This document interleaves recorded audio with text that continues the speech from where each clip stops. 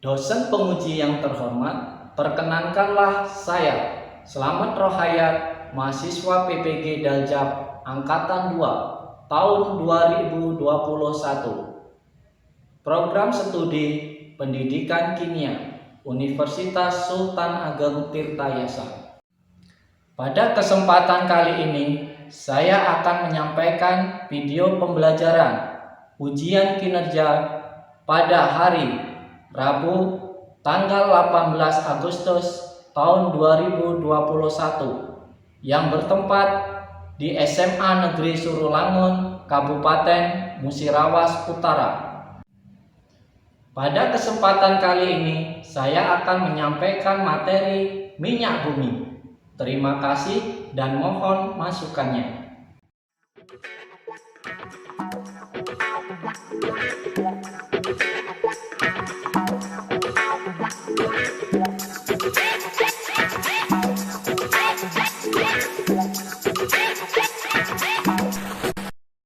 Assalamualaikum warahmatullahi wabarakatuh.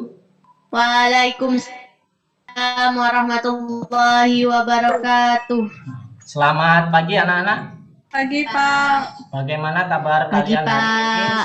Kabarnya? Alhamdulillah baik. Alhamdulillah. Semoga selalu diberi kesehatan dan selalu semangat ya. Kamera. Walaupun pembelajaran kita secara daring, jangan lupa tetap patuhi protokol kesehatan ya, 5M. Yang pertama apa nak? Pakai masker, Memakai masker, menjaga jarak, menjaga jarak, mencuci tangan, terus menghindari kerumunan ya, dan menghindari ventilasi umum ya. Jadi untuk memulai pembelajaran pada pagi hari ini seperti biasa, berdoa dulu ya. Baik, Putri Indah pimpin doa. Baiklah teman-teman, untuk memulai pembelajaran kita hari ini ada baiknya kita berdoa menurut kepercayaan masing-masing. Berdoa mulai. Berdoa selesai. Selanjutnya absen ya. Jadi Pak absen satu-satu dulu. Yang pertama Suci Ramadhani, ini hadir ya. Terus yang kedua Najwa Aulia. Hadir Pak. Yang ketiga Putri Murni. hadir Pak. Merdian Teti. Oh, ini ada di bawah. Dea Aulia. Hadir Pak. Putri Indah. Hadir Pak. Siti Aisyah. Jakati Siti Aisyah. Tidak ada ya. Indah Henaris. Izin Pak. Izin ya. Izin. Rija Desti. Hadir Pak. Naris. Hadir ya. Intan Leonita. Hadir Pak. Anggun. Hadir Pak. Nah, jadi seperti biasa untuk motivasi, Bapak ingatkan selalu belajar yang rajin ya. Karena untuk bekal kalian kelak untuk masa depan kalian ya, jangan sia-siakan masa muda kalian ya untuk hal-hal yang tidak bermanfaat.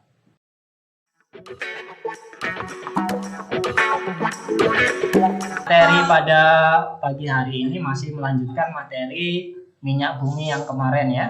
Nah, jadi untuk mengingatkan materi sebelumnya, Anggun coba untuk yang alifatik apa saja?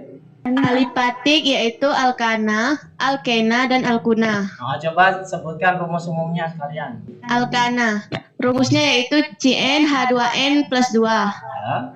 Alkena, CnH2n. Alkuna, Alkuna. CnH2n dikurang 2. Nah, terus untuk selanjutnya kemarin sudah kita masuk ke pemisahan minyak bumi ya menggunakan destilasi bertingkat. Coba Putri Murni kemarin berdasarkan apa pisahkan kemarin minyak bumi? Pisahan berdasarkan titik didih. Nah, jadi minyak bumi dipisahkan berdasarkan titik didih. Nah, coba ya Aulia, fraksi-fraksi minyak bumi yang berdasarkan titik didih itu bisa dihasilkan apa saja?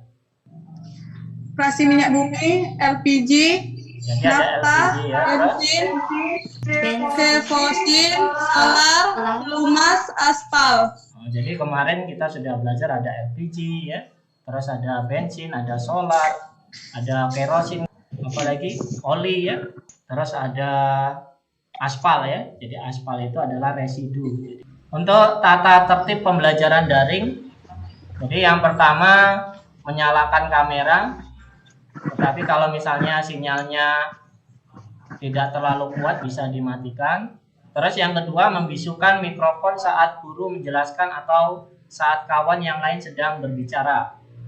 Terus yang ketiga, mengangkat tangan atau raise hand ya ketika ingin bertanya. Terus yang keempat, aktif dalam pembelajaran.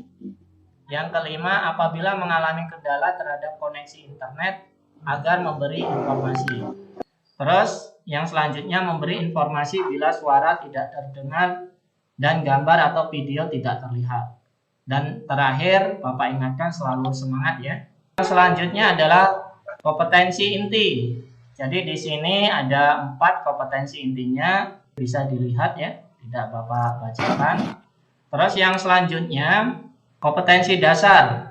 Jadi kompetensi dasar untuk materi pada hari ini yaitu 3.3 ya, mengidentifikasi reaksi pembakaran hidrokarbon yang sempurna dan tidak sempurna, serta sifat zat hasil pembakaran CO2, CO, partikulat karbon ya.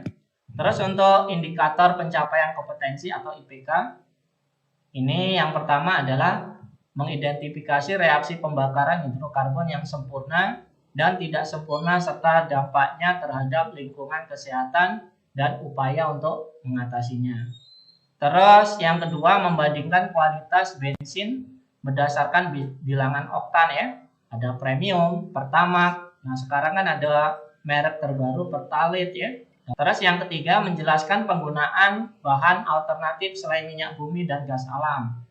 Terus yang terakhir, menganalisis dampak pembakaran hidrokarbon terhadap lingkungan dan kesehatan serta cara mengatasinya. Untuk tujuan pembelajaran.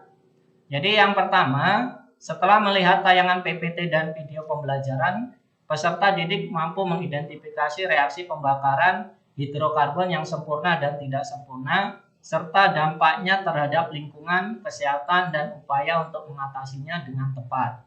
Terus yang kedua, setelah melihat tayangan PPT dan video pembelajaran, peserta didik mampu membandingkan kualitas bensin berdasarkan bilangan oktan ya, ada premium, tadi sudah disebutkan dengan tepat.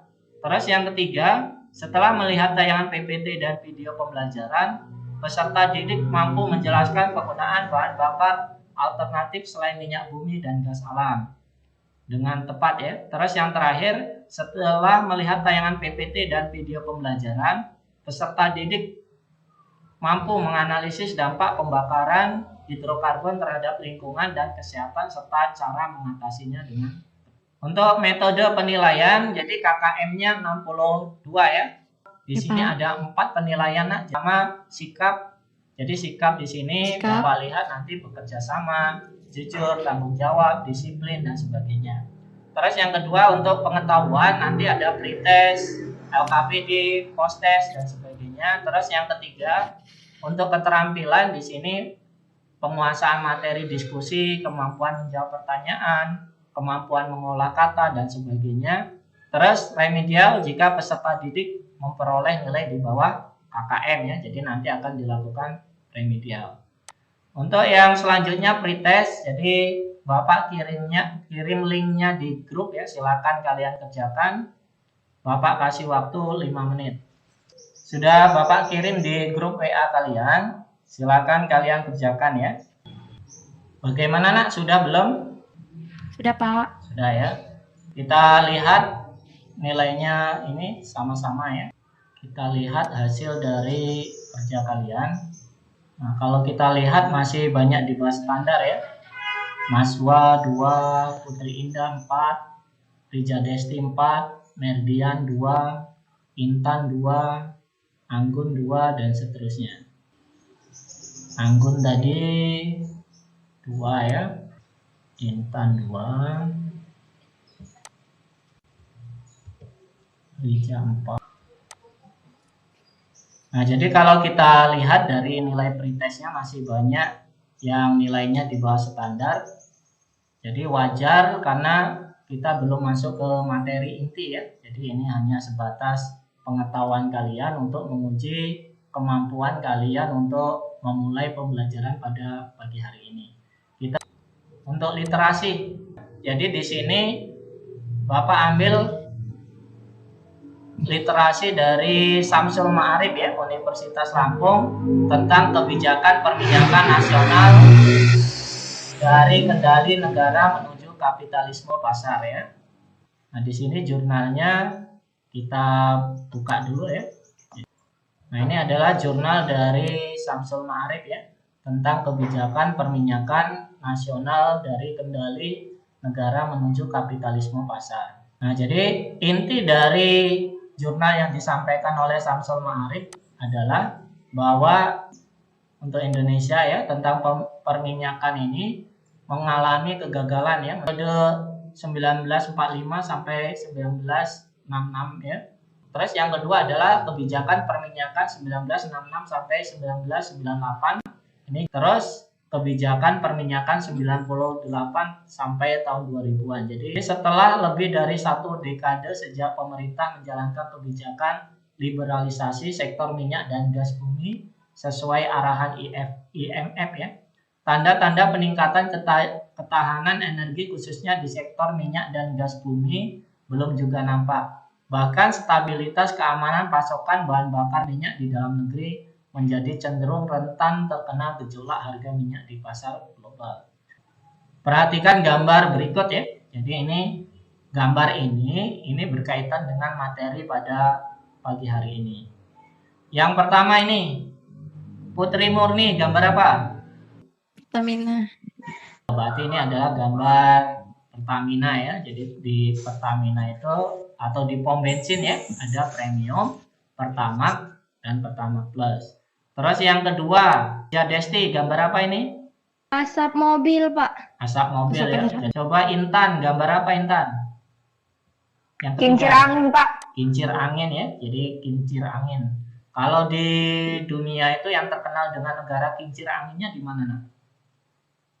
Di Belanda. Belanda, kincir angin ya. Jadi nanti Bapak doakan semoga kalian bisa sampai ke Belanda sana ya.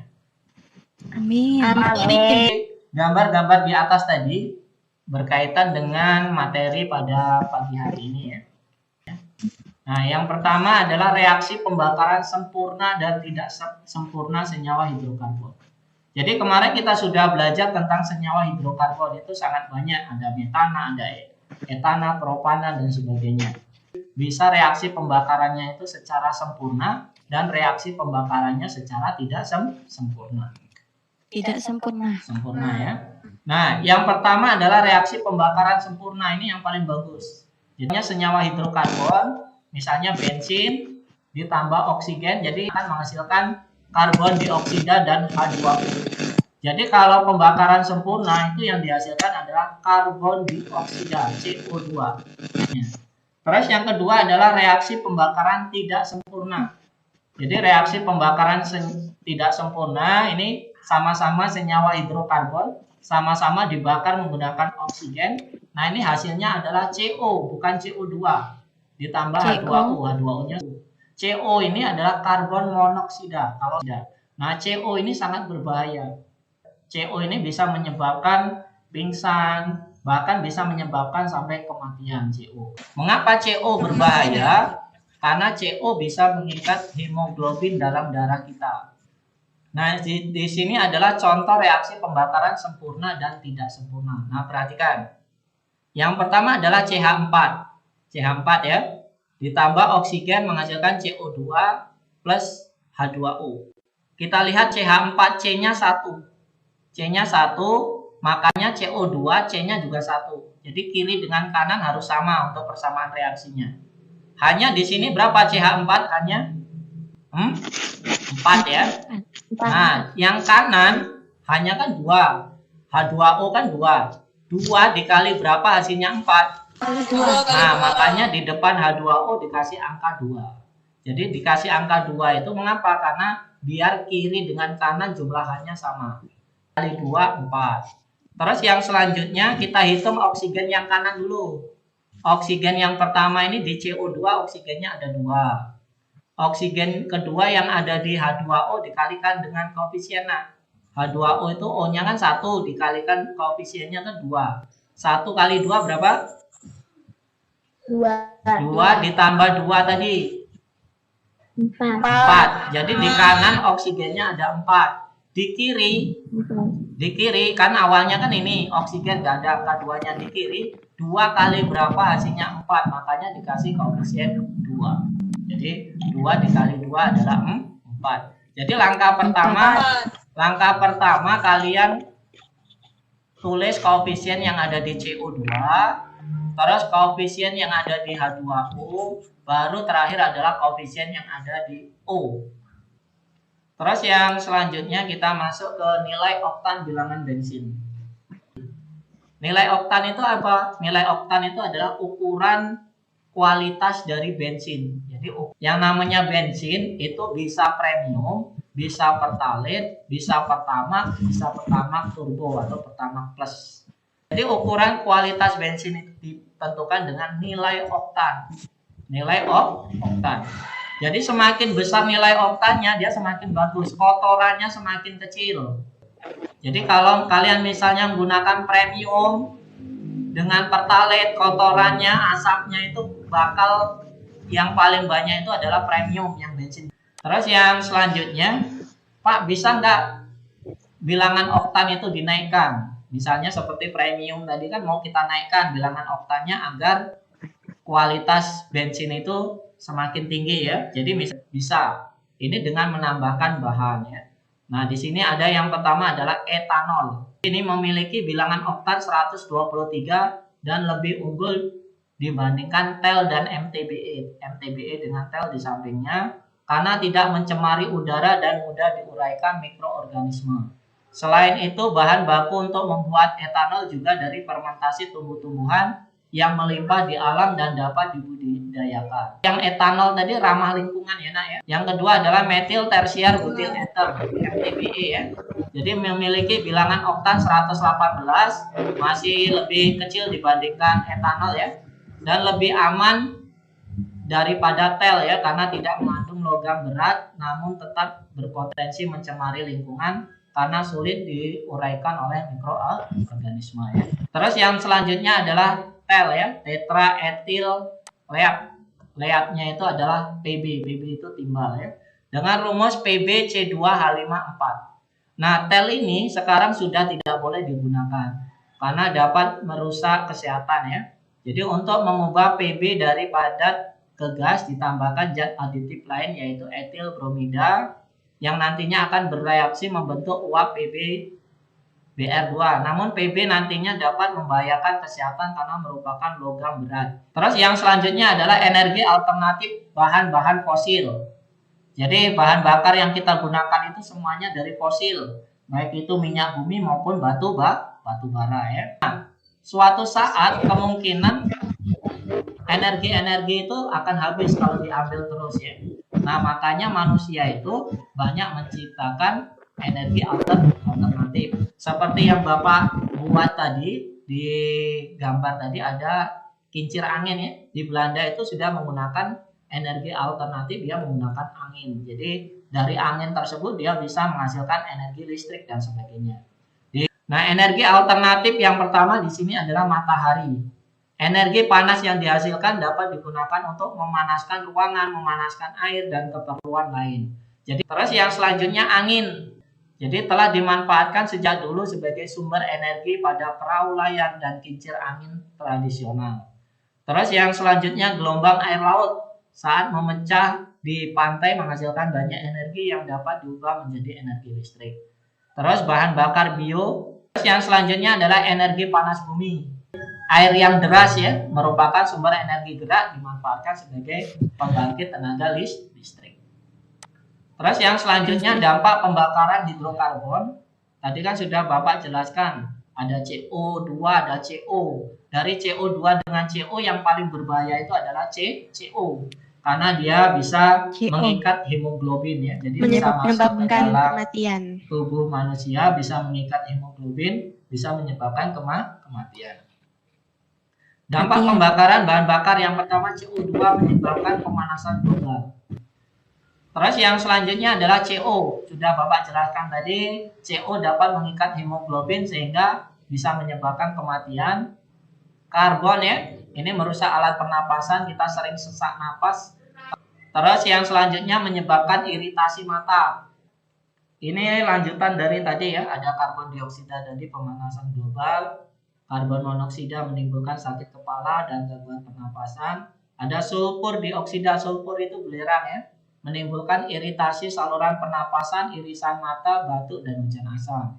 Nitrogen oksida ini menghasilkan asap kabut yang menyebabkan tumbuhan layu dan gangguan pernapasan. Timbal ini iritasi, gatal-gatal, mata perih ya. Ini merusak ginjal nak. Makanya tadi tel tadi tidak dianjurkan karena dia bisa merusak ginjal. Terus yang selanjutnya cara mengatasi dampak pembakaran hidrokarbon.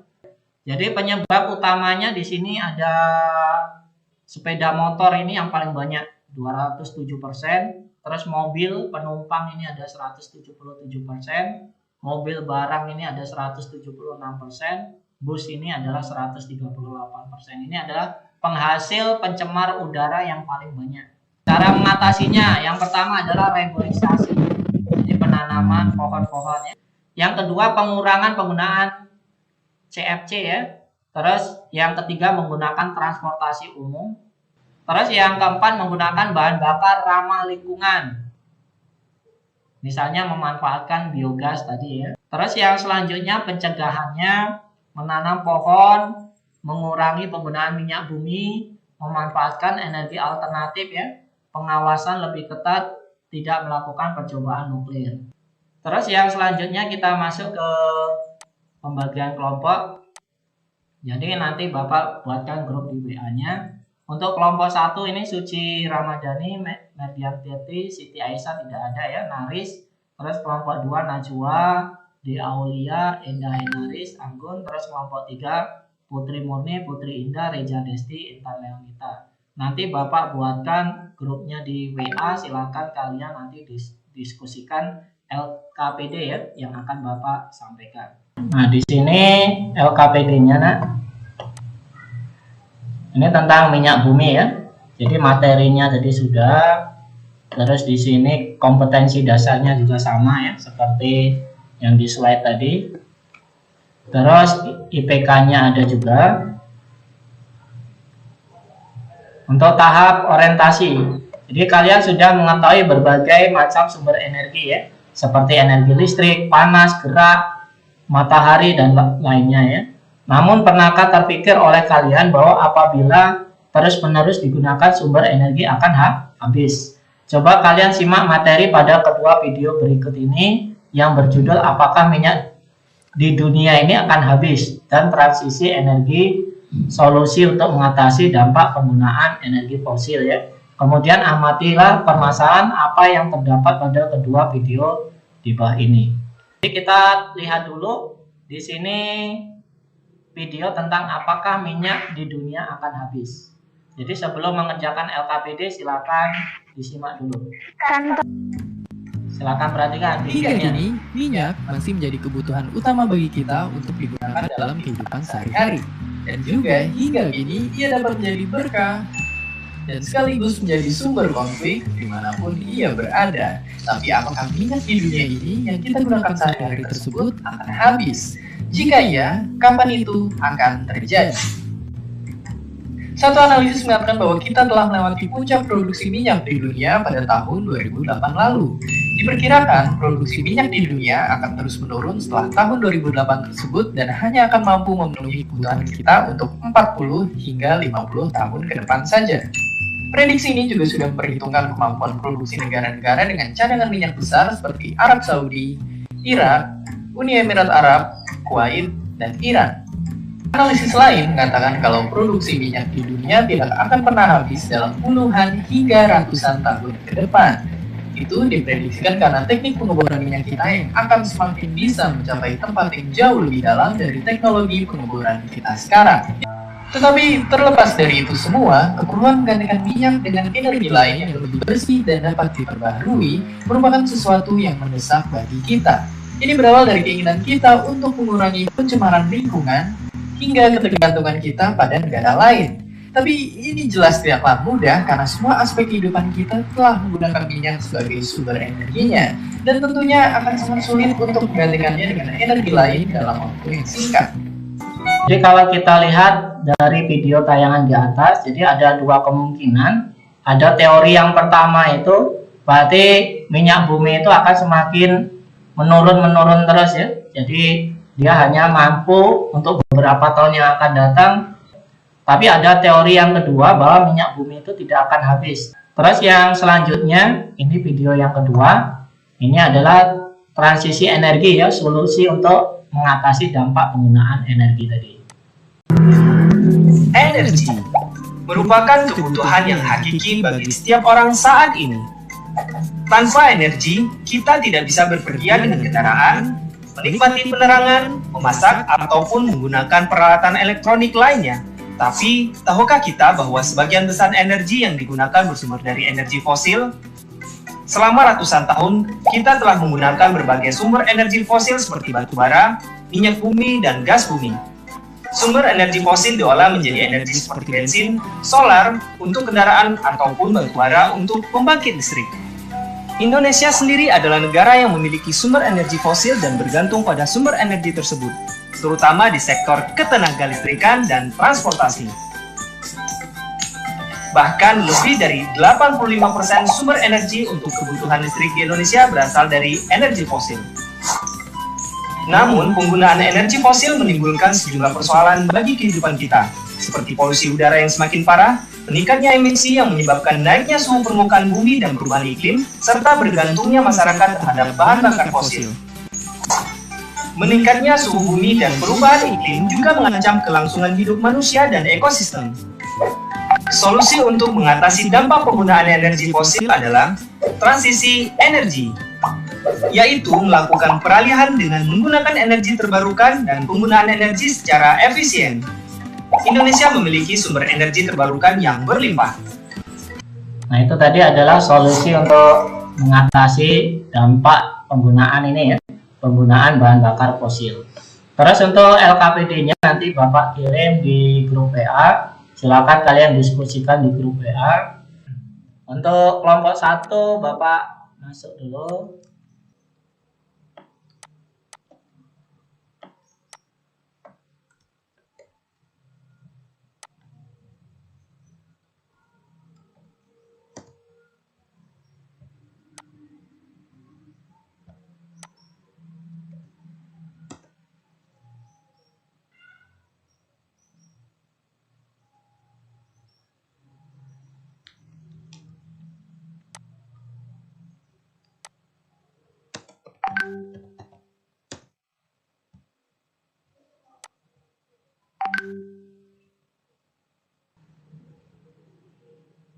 Sudah selesai ya nak ya mengerjakan LKPD-nya?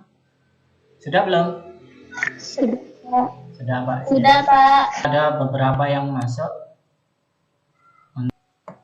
Kalau kita lihat sudah hampir rata-rata sudah mengerjakan LKPD ya. Jadi kita lihat dulu hasil-hasilnya. Perwakilan saja. Dia Aulia ya. Coba dia punya Dia Aulia. Dia Aulia. Untuk soal pertama coba bacakan soalnya sekalian jawabannya. Menurut kalian, apa yang menyebabkan terjadinya keterbatasan atau kelangkaan sumber energi bahan bakar fosil di dunia ini? Apa yang menyebabkan hal tersebut? Ya, tentunya karena banyaknya pemakaian energi dan energi bahan bakar fosil. Coba kalian buat daftar atau tuliskan beberapa kegiatan-kegiatan yang dilakukan manusia di lingkungan sekitar atau anggota keluargamu dalam kehidupan sehari-hari yang menggunakan bahan bakar fosil. 1. Menggunakan transportasi seperti motor dan mobil. 2. Menonton televisi. 3. Menyetrika pakaian. 4. Menggunakan magicom. 5. Menggunakan mesin air. Terus yang kedua lanjut si Dia. Berdasarkan kegiatan-kegiatan di atas tersebut, menurut kalian, kegiatan manakah yang dilakukan oleh anggota keluargamu yang paling banyak menggunakan sumber energi bahan bakar fosil dan menyebabkan keterbatasan atau kelangkaan sumber energi bahan bakar fosil? Berikan alasannya. mesin air karena air dibutuhkan untuk kebutuhan sehari-hari dan energi yang digunakan cukup banyak. Terus yang selanjutnya, lanjut.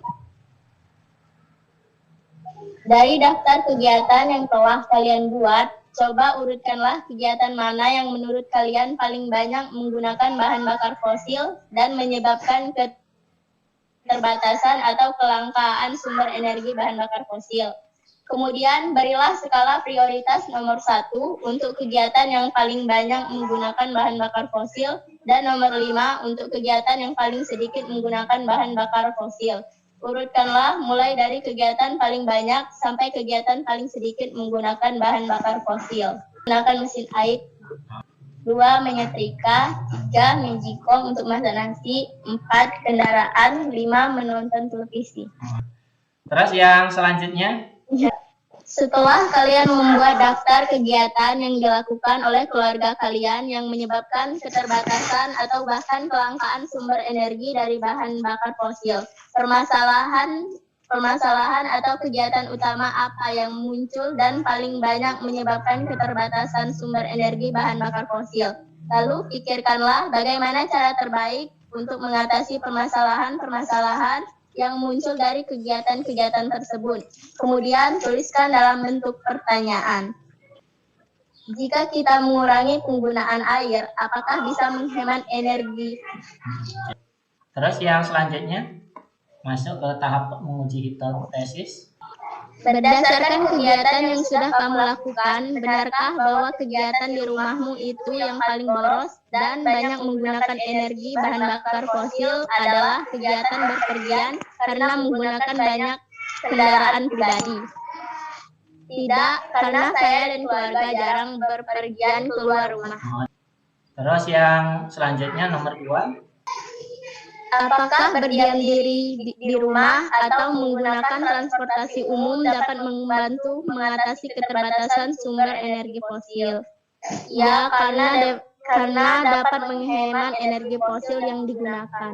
Terus yang selanjutnya nomor 3. Benarkah dengan mengubah mode menggunakan kendaraan umum atau bersepeda atau jalan kaki untuk jarak dekat ternyata bisa untuk menghemat bahan bakar fosil? Ya, karena energi fosil yang digunakan lebih sedikit. Terus nomor 4. Berapa liter konsumsi bensin yang digunakan untuk kendaraan dalam waktu sehari? Seminggu. 1 hari 1 liter dan seminggu 7 liter. Berapakah biaya yang dibutuhkan untuk membeli bensin dalam waktu seminggu? 70.000. Terus nomor 6. Jika ayah dan kakak menggunakan sepeda, berapa banyak biaya yang bisa dihemat dalam waktu 1 minggu? 30.000. Terus nomor 7. Hebat, kalian sudah mengerjakan keseluruhan tugas pada kegiatan pertama ini. Berdasarkan kegiatan yang sudah kalian lakukan, apakah hipotesis yang kalian buat terbukti dan berikan alasannya? Ya, karena dalam kegiatan sehari-hari memang terbukti dapat menghemat energi sesuai hipotesis tadi. Jadi kalau seumpama kita lebih irit seperti kendaraan bermotor diganti dengan sepeda, dengan jalan kaki dan sebagainya, bisa menghemat energi. Jadi Bapak kira sudah cukup luar biasa ya hasil dari pengerjaan LKPD kalian tadi, sudah hampir semuanya sudah mengerjakan dan hasilnya sudah Bapak lihat juga cukup bagus ya. Jadi kita lanjutkan ke kesimpulan dari materi pada hari ini ya. Untuk kesimpulan Naris, apa yang bisa disimpulkan materi pada pagi hari ini? Oke, kesimpulannya itu yang pertama, pembakaran kendaraan bermotor bisa sempurna dan tidak sempurna. 2. Timbangan oktan menentukan kualitas bensin. 3. Menggunakan bahan bakar alternatif pengganti minyak bumi. Jadi kalau kita lihat kesimpulan tadi sudah dibacakan oleh Anggun ya. Jadi yang pertama tadi, pembakaran kendaraan bermotor itu ada yang sempurna, ada yang tidak sempurna ya. Yang sempurna menghasilkan karbon dioksida, kalau yang tidak sempurna menghasilkan karbon monoksida. CO lebih berbahaya daripada CO2. Terus yang selanjutnya tadi ukuran kualitas bensin ya, itu namanya adalah bilangan oktan. Semakin besar nilai bilangan oktan berarti dia semakin bagus. Jadi pertamax lebih bagus daripada pertalite, jadi pertalite lebih bagus daripada premium. Terus yang selanjutnya adalah penggunaan energi alternatif. Jadi tadi kan minyak bumi dan minyak bumi, gas alam, batu bara itu ada kemungkinan suatu saat akan habis. Makanya banyak menggunakan energi alternatif seperti angin, seperti menggunakan energi air. Tadi ada ombak air laut ya. Jadi itu adalah beberapa energi alternatif yang bisa digunakan untuk mengganti dari minyak bumi dan batu bara. Terus untuk yang selanjutnya adalah post test. Jadi Bapak kirim lagi link di grup WA kalian, silahkan kalian kerjakan. Bapak kasih waktu 5 menit nanti ya, tunggu bentar ya. Sudah semua nak? Sudah, Pak. Ya, kita lihat dulu ya hasilnya. Nah, di sini sudah ada beberapa siswa yang masuk, Putri Indah, Anggun ya, Dea, Najwa, Rija Desti, Merdian, Suci, dan sebagainya ya. Jadi Bapak masukkan dulu. Yang belum mengirimkan silakan dikirimkan, Bapak masukkan nilai dulu. Merdian tadi 8 ya.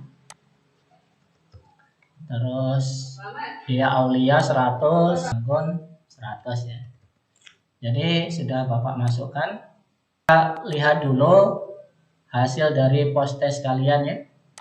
Jadi kalau kita lihat perbandingan nilai pretest dengan post testnya ini sangat signifikan ya. Jadi karena nilai pretest tadi belum masuk ke materi, sedangkan post test sudah mengikuti materi pada pagi hari ini ya. Jadi sampai sini ada pertanyaan? Cukup jelas ya?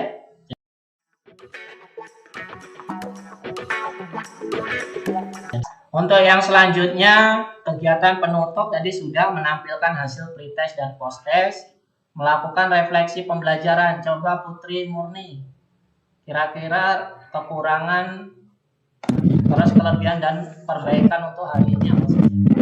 Refleksi, kekurangan, jelek, kelebihan, pembelajaran menggunakan video, pembelajaran yang interaktif, solusi, mencari tempat yang sinyalnya banyak.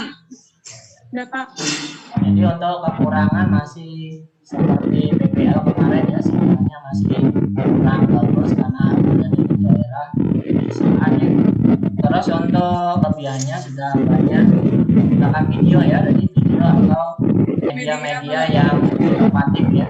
Terus untuk perbaikannya benar kata mungkin bisa mencari tempat yang sinyalnya begitu. Terus yang selanjutnya ya, jadi untuk materi selanjutnya kita masuk ke termokimia ya. Jadi silakan kalian pelajari modul, nanti Bapak kirimkan modul untuk termokimia ya. Terus untuk pekerjaan rumah, jadi semalam kan sudah Bapak kirimkan modul, silakan kalian kerjakan yang paling bawah itu tes formatif untuk yang pilihan ganda. Silakan. Terus untuk terakhir kita berdoa. Coba Putri Indah pimpin doa. Baiklah, telah selesai pembelajaran kita hari ini. Ada baiknya kita berdoa. Berdoa menurut kepercayaan masing-masing. Berdoa mulai. Berdoa selesai. Jadi Bapak ucapkan sekali lagi terima kasih banyak telah mengikuti kegiatan pembelajaran dari awal sampai akhir ya. Jadi ini sudah cukup bagus kegiatan pembelajaran pada pagi hari ini ya. Jadi Bapak akhiri. Assalamualaikum warahmatullahi wabarakatuh. Waalaikumsalam warahmatullahi wabarakatuh.